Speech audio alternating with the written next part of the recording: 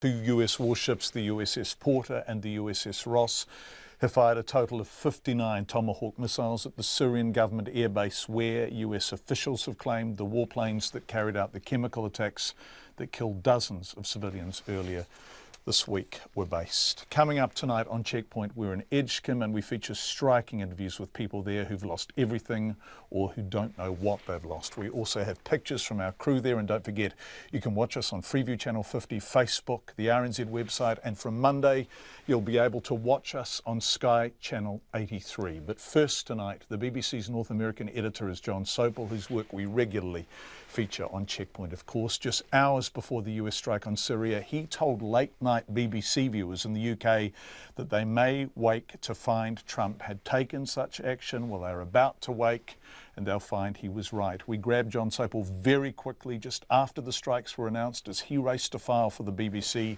on what had happened and why. Well, I think what we have seen is one of the most dramatic about turns in foreign policy that I have ever witnessed, because until a month ago, it seemed that President Trump viewed the Assad regime as perhaps a useful tool in the fight against so-called Islamic State. Then that all changed with the hideous images that came out of Idlib after the chemical weapons attack. Not only has there been such an extraordinary swift change of policy, I have never seen such action so swiftly. So what we have seen now is that within 48 hours of the attack, we have seen US foreign policy turn 180 degrees. And we have also seen the president order his national security advisors to find targets and to strike. And more than 50 Tomahawk cruise missiles have been fired against Syria. There are so many questions that we simply don't know the answer to.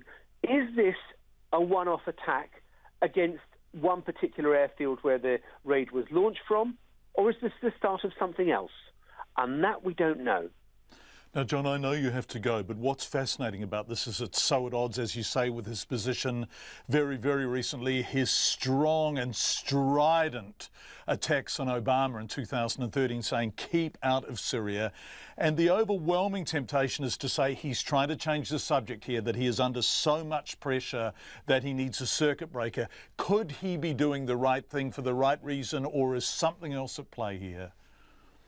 Well, I think that is too conspiratorial, too glib, that he's launched 50 or 60 Tomahawk cruise missiles just to change the subject. I think you don't do that. And I think what we have seen is a professionalization of the national security apparatus. I also think that one of the things you're seeing is the battle that is being played out within this administration between the people who are isolationists and the people who are globalists, the nationalists and the internationalists, those who think it's America first and those who think that America has a vital part to play in the rest of the world. And I think that if you were to judge on the results, you'd say, well, the internationalists at the moment seem to have the upper hand on the basis of what has unfolded overnight in these dramatic news coming out of Syria with the attack on this airbase. So I think that it is more about the president. He said in his news conference on the White House lawn with the King of Jordan, one of the things that he liked about himself, one of the things I like about myself is that I'm flexible. And I kind of thought, where is this going? And now we see where it was going. The flexibility, I said on the TV news last night, I think that there is now a strong probability, that there will be some kind of military action. In 24 hours, my view changed completely so that I felt confident enough to say on the TV, you know what, I think it's a betting certainty, and it wouldn't surprise me if British people wake up tomorrow and find there has been a raid overnight. There was. The BBC's Jon Sopel.